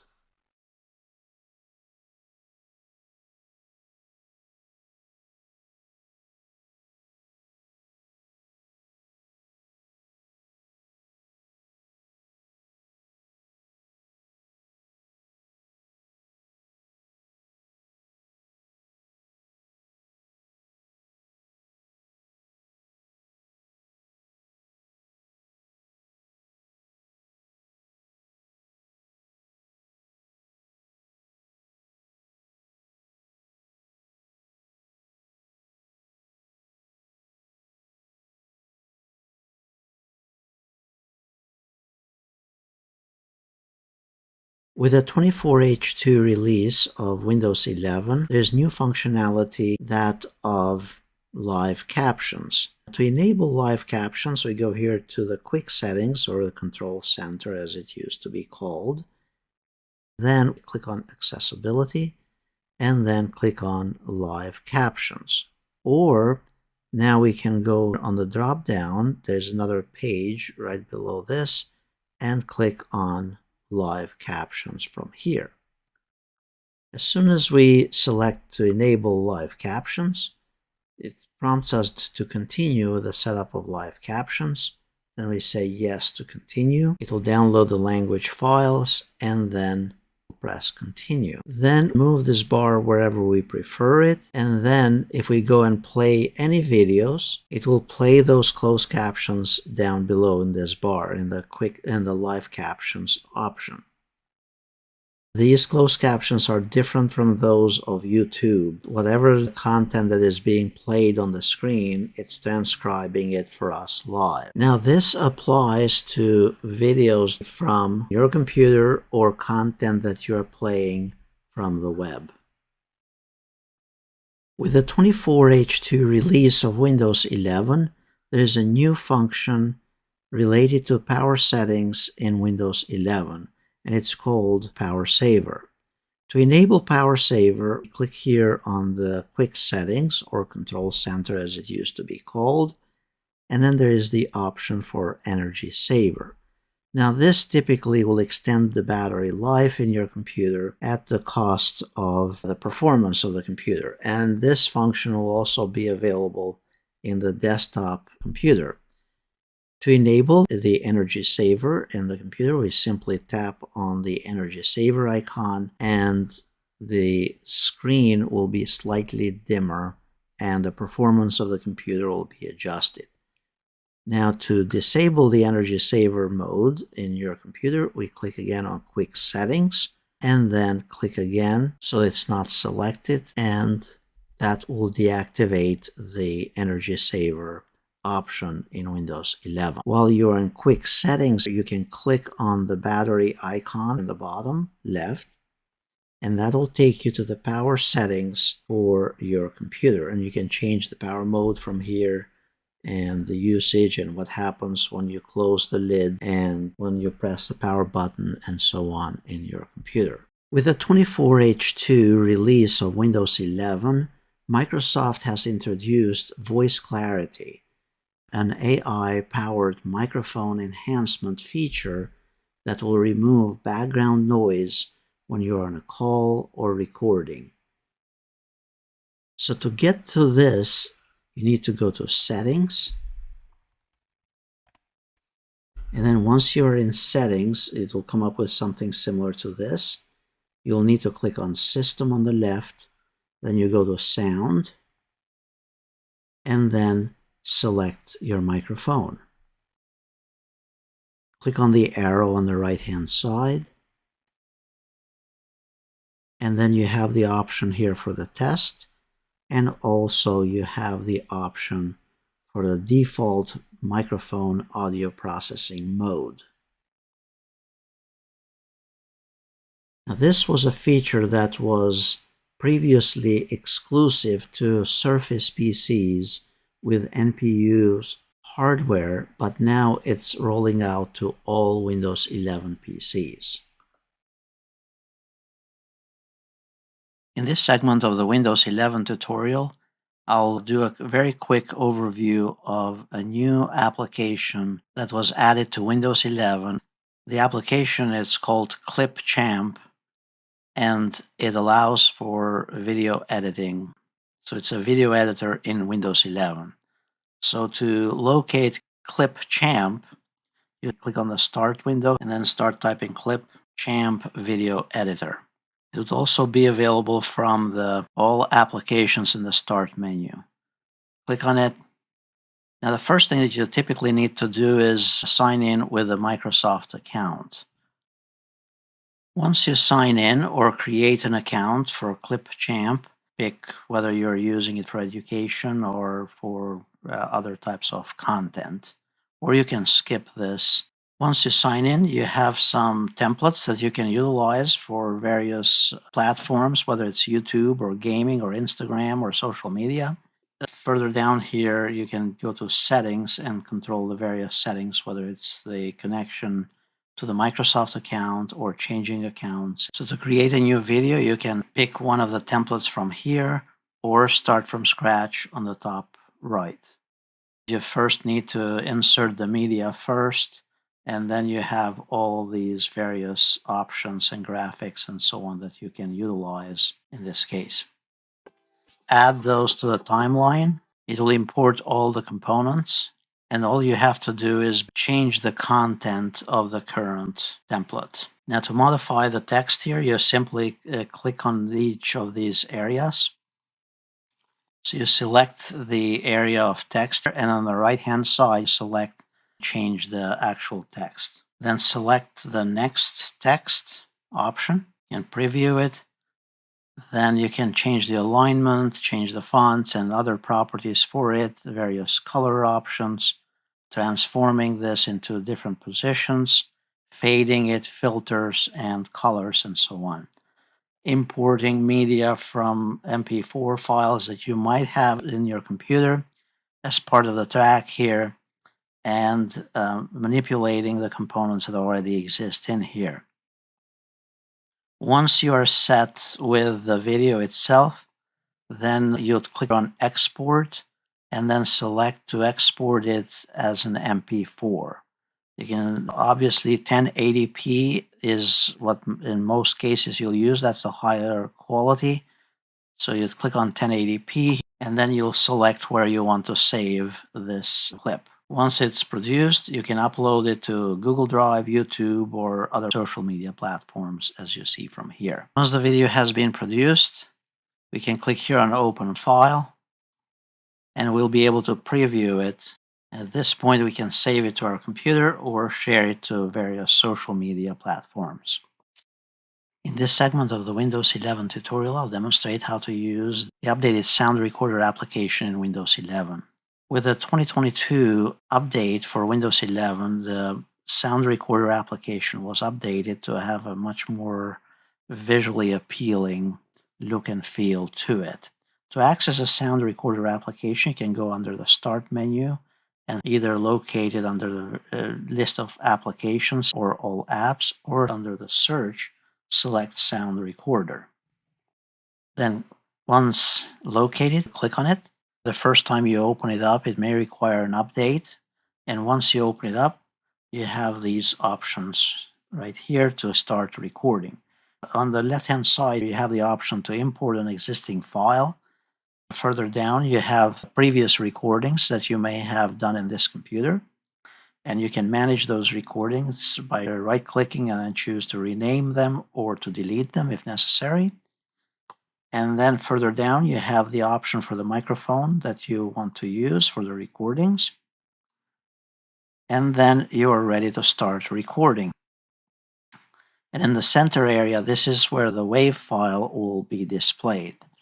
Now on the top right, we can select to share this. And there are also additional settings to customize the sound recorder application. So to record something, we simply press here the record button and just talk away. And at this point, you just keep on talking and the WAV file will be displayed at the center of the screen. Once you're done with the recording, press pause, and you can press space to pause it, or you can press stop to stop the whole recording. Now to preview our recording, press play. At this point, you just keep on talking and the WAV file will be displayed at the center of the screen here. Now, unfortunately, you cannot do editing of the audio file from here. It would be nice if we were able to do that. But we can change, however, various other settings.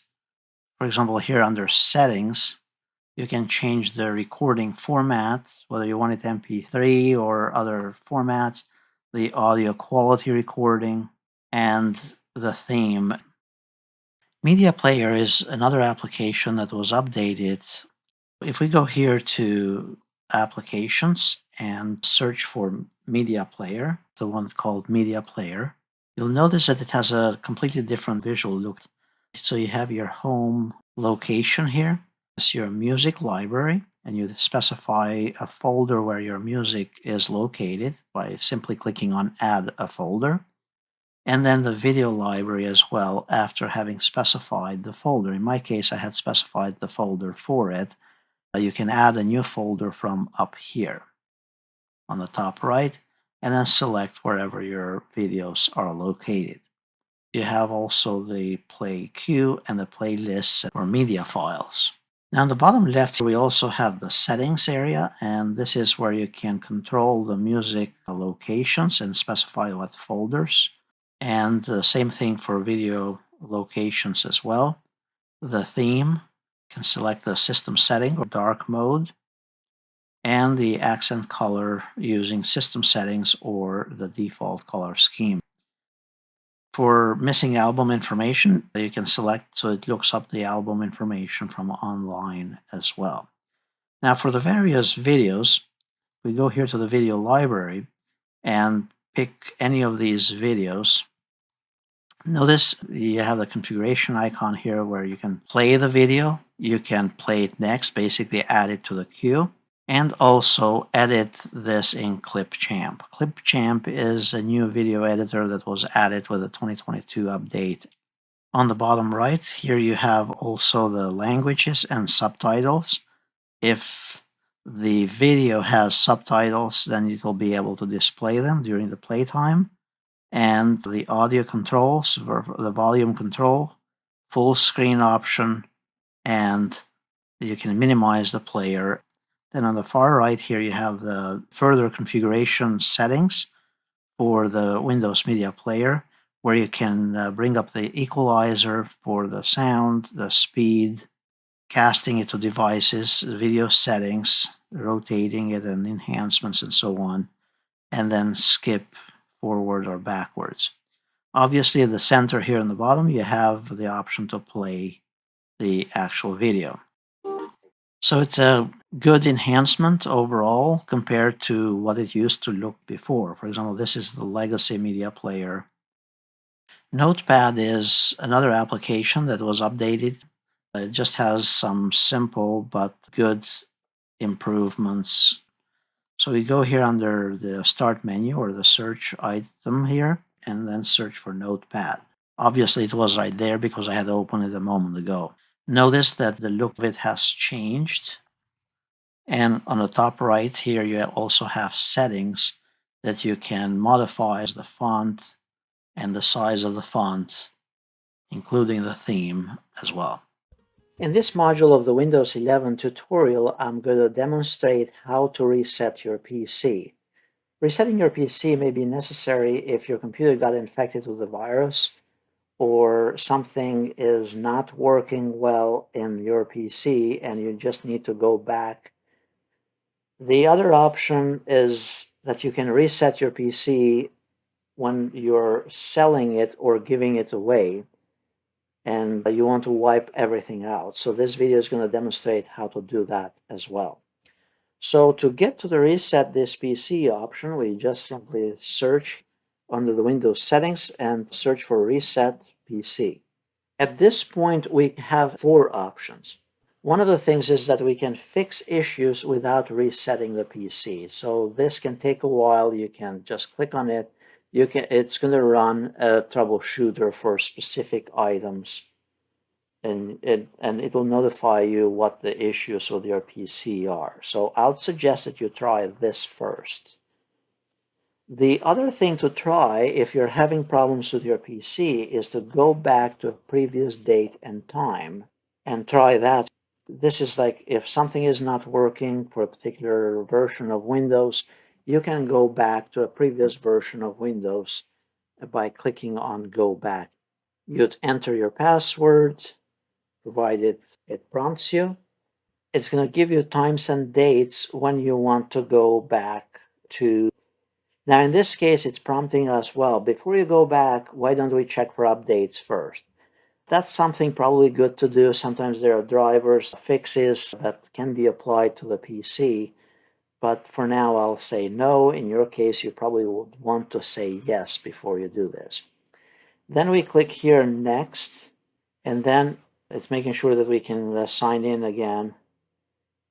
And then it's prompting us to go back to Windows 10. In this case, I had updated from Windows 10 to Windows 11. This is going back to a previous version of Windows. The other option is to reset this PC. Resetting the PC, there will be 2 options here. We can reset it keeping the files, or we can reset it and remove everything.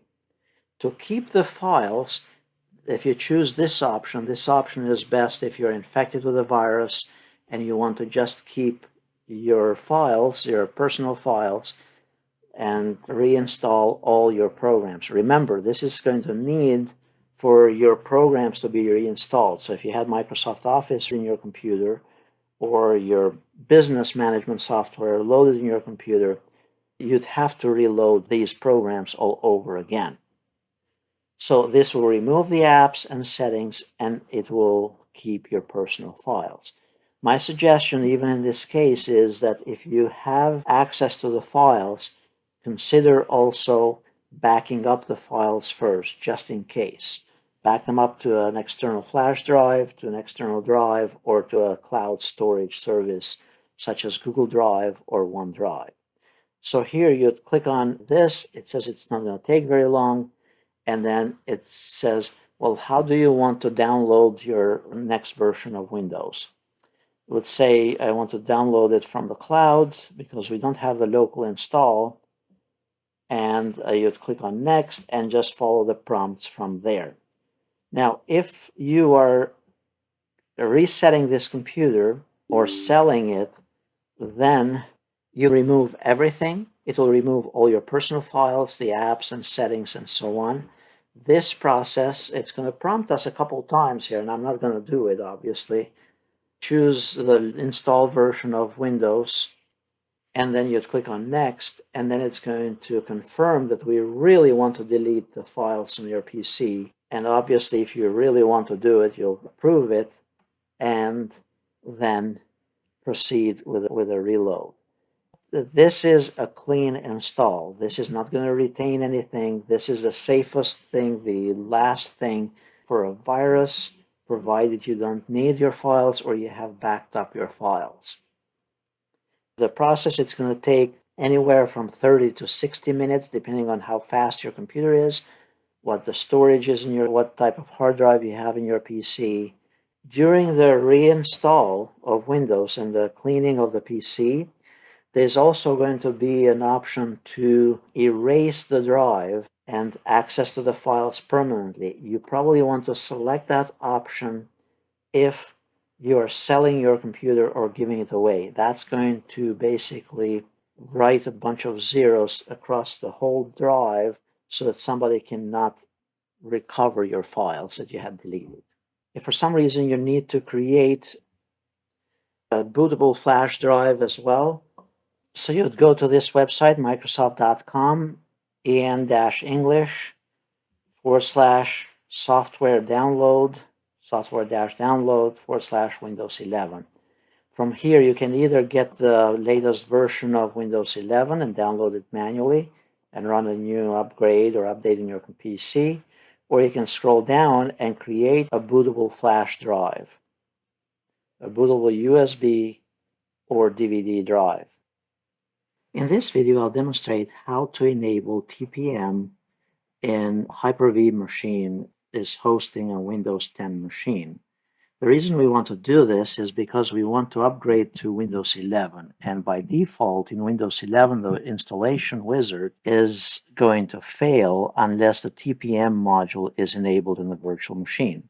So here's my Hyper-V and also my desktop that I have currently running with Windows 10. Now we go here to the actual machine. I have this off, currently in the off state. We right click, we choose settings.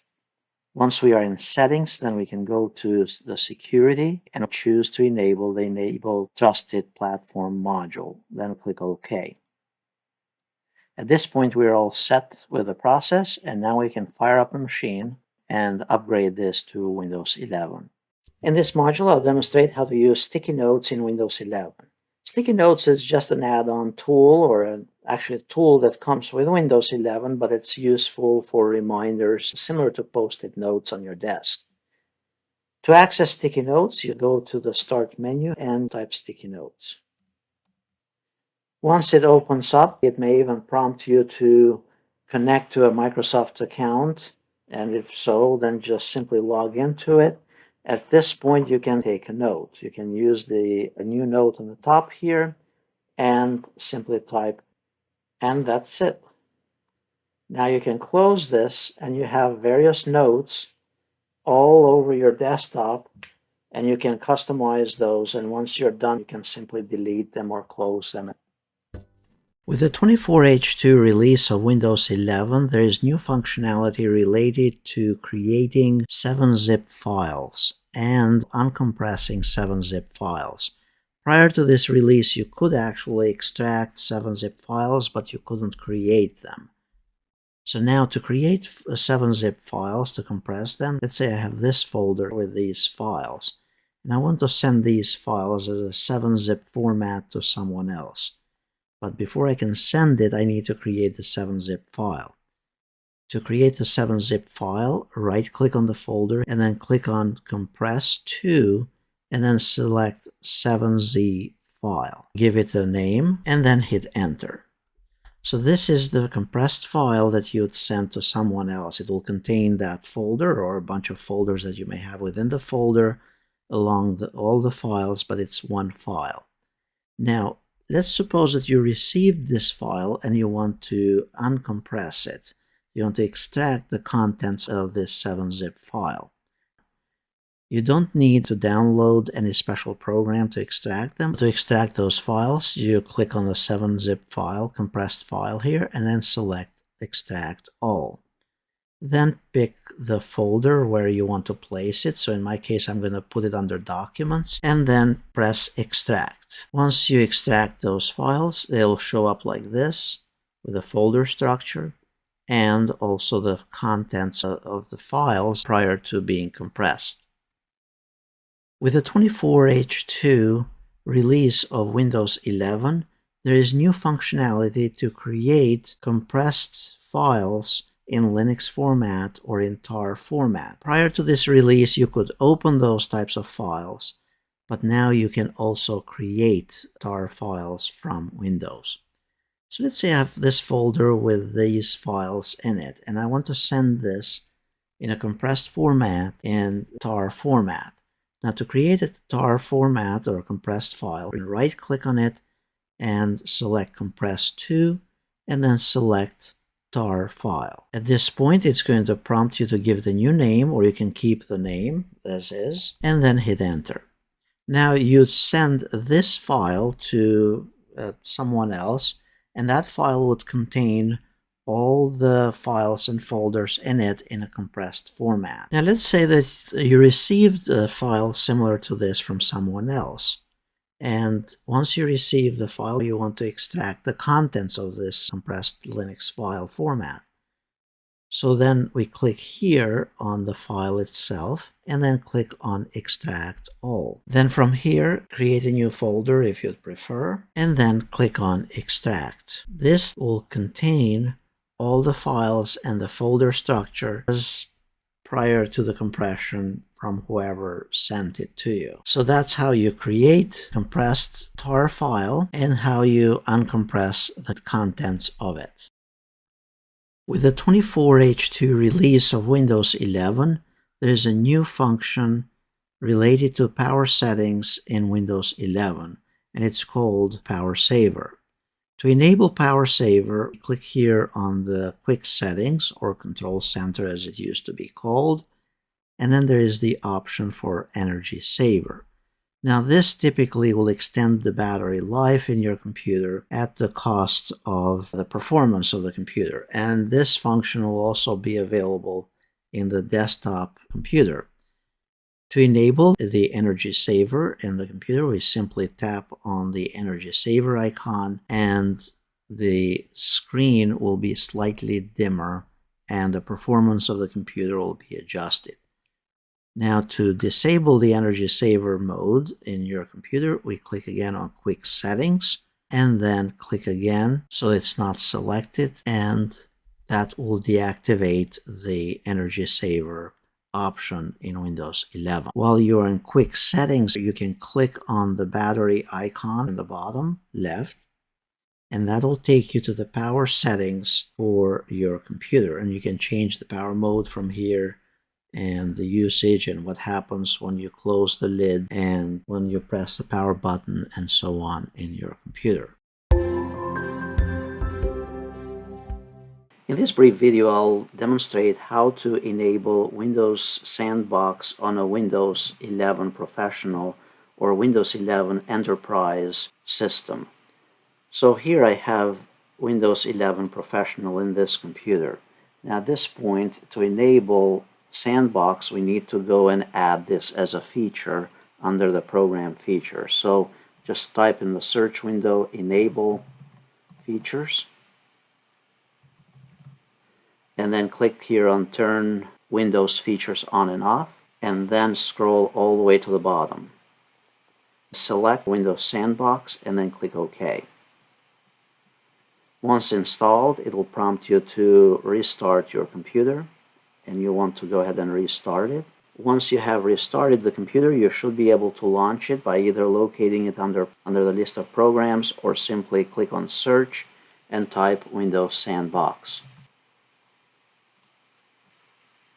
Now, Windows Sandbox is a separate Windows environment on top of the host operating system for Windows 11 Professional or Windows 11 Enterprise.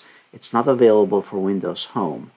Now here we can maximize this, and we can use this for testing, whether it's to test links from a website or to test applications, and it will not impact, none of these settings will stay with the virtual machine after you close that session. So it's designed to be a secure area for you to test software or to test various applications. So here's an example. So this will basically function just like a regular Windows 11. We can open here a browser, and I'll demonstrate by installing, let's say, TeamViewer.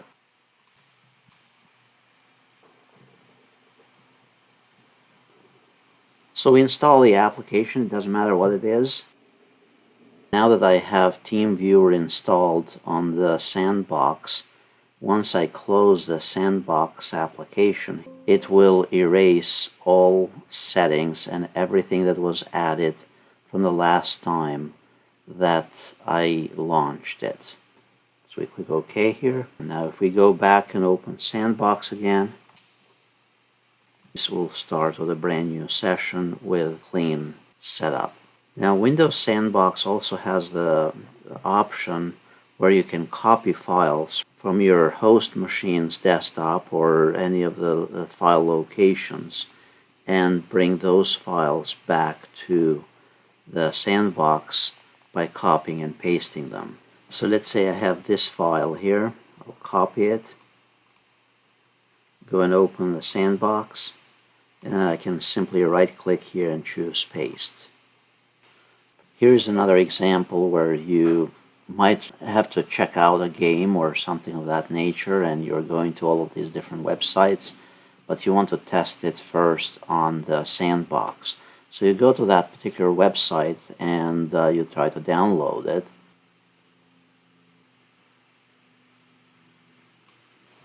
And as you know, with any of the free games out there, it's going to download a lot of junk in your computer. So now if we go ahead and run this, it's going to download who knows how many other things to our computer.